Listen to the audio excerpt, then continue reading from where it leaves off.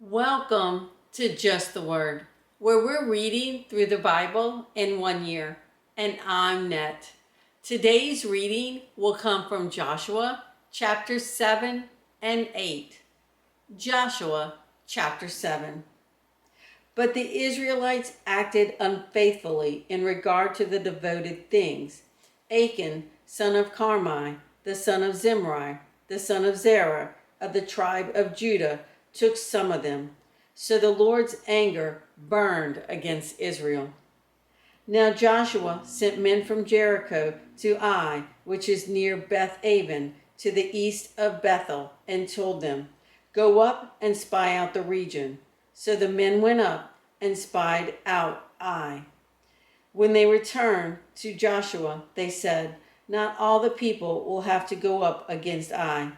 Send 2,000 or 3,000 men to take it, and do not weary all the people, for only a few men are there." So about 3,000 men went up, but they were routed by the men of Ai, who killed about 36 of them.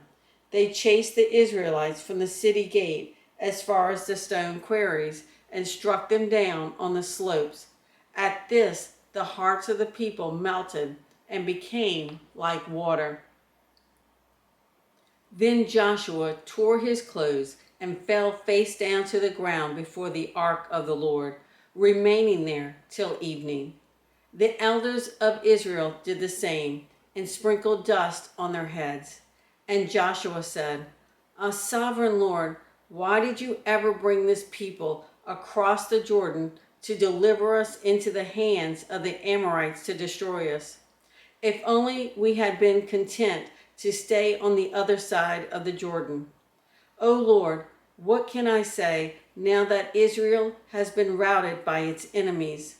The Canaanites and the other people of the country will hear about this, and they will surround us and wipe out our name from the earth. What then will you do for your own great name?" The Lord said to Joshua, "Stand up. What are you doing down on your face? Israel has sinned. They have violated my covenant, which I commanded them to keep. They have taken some of the devoted things.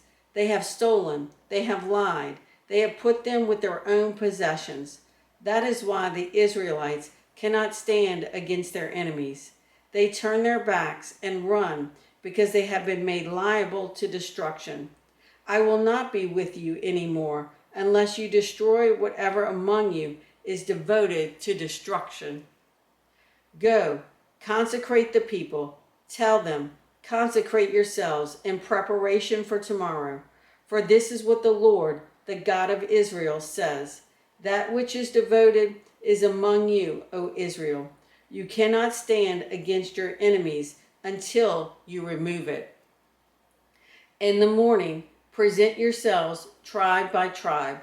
The tribe that the Lord takes shall come forward clan by clan. The clan that the Lord takes shall come forward family by family. And the family that the Lord takes shall come forward man by man. He who is caught with the devoted things shall be destroyed by fire, along with all that belongs to him. He has violated the covenant of the Lord and has done a disgraceful thing in Israel. Early the next morning, Joshua had Israel come forward by tribes, and Judah was taken. The clans of Judah came forward, and he took the Zerarites.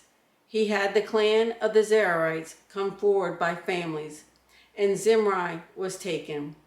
Joshua had his family come forward man by man, and Achan, son of Carmi, the son of Zimri, the son of Zerah, of the tribe of Judah, was taken. Then Joshua said to Achan, "My son, give glory to the Lord, the God of Israel, and give him the praise. Tell me what you have done. Do not hide it from me." Achan replied, "It is true. I have sinned against the Lord, the God of Israel. This is what I have done. When I saw in the plunder a beautiful robe from Babylonia, 200 shekels of silver, and a wedge of gold weighing 50 shekels, I coveted them and took them. They are hidden in the ground inside my tent, with the silver underneath." So Joshua sent messengers, and they ran to the tent, and there it was, hidden in his tent, with the silver underneath. They took the things from the tent, brought them to Joshua and all the Israelites, and spread them out before the Lord. Then Joshua, together with all Israel, took Achan, son of Zerah, the silver, the robe, the gold wedge, his sons and daughters, his cattle, donkeys, and sheep, his tent, and all that he had, to the valley of Achor. Joshua said, "Why have you brought this trouble on us? The Lord will bring trouble on you today." Then all Israel stoned him, and after they had stoned the rest, they burned them. Over Achan they heaped up a large pile of rocks, which remains to this day. Then the Lord turned from his fierce anger. Therefore, that place has been called the Valley of Achor ever since. Joshua chapter 8. Then the Lord said to Joshua, "Do not be afraid. Do not be discouraged. Take the whole army with you and go up and attack Ai. For I have delivered into your hands the king of Ai, his people, his city, and his land. You shall do to Ai and its king as you did to Jericho and its king, except that you may carry off their plunder and livestock for yourselves. Set an ambush behind the city." So Joshua and the whole army moved out to attack Ai. He chose 30,000 of his best fighting men and sent them out at night with these orders: "Listen carefully. You are to set an ambush behind the city. Don't go very far from it. All of you be on alert. I and all those with me will advance on the city, and when the men come out against us, as they did before, we will flee from them. They will pursue us until we have lured them away from the city, for they will say, 'They are running away from us as they did before.' So when we flee from them, you are to rise up from ambush and take the city. The Lord your God will give it into your hand. When you have taken the city, set it on fire. Do what the Lord has commanded. See to it you have my orders." Then Joshua sent them off, and they went to the place of ambush and lay in wait between Bethel and Ai, to the west of Ai. But Joshua spent that night with the people. Early the next morning, Joshua mustered his men, and he and the leaders of Israel marched before them to Ai. The entire force that was with him marched up and approached the city and arrived in front of it. They set up camp north of Ai, with the valley between them and the city. Joshua had taken about 5,000 men and set them in ambush between Bethel and Ai, to the west of the city. They had the soldiers take up their positions, all those in the camp to the north of the city and the ambush to the west of it. That night Joshua went into the valley.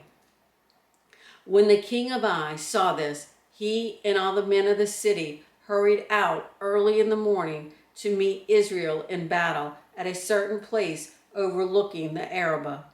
But he did not know that an ambush had been set against him behind the city. Joshua and all Israel let themselves be driven back before them, and they fled toward the desert.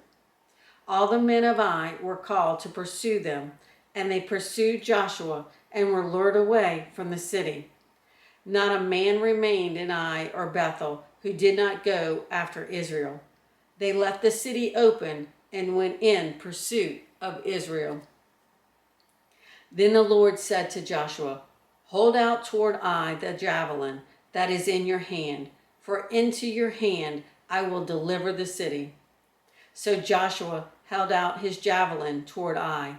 As soon as he did this, the men in the ambush rose quickly from their position and rushed forward. They entered the city and captured it and quickly set it on fire.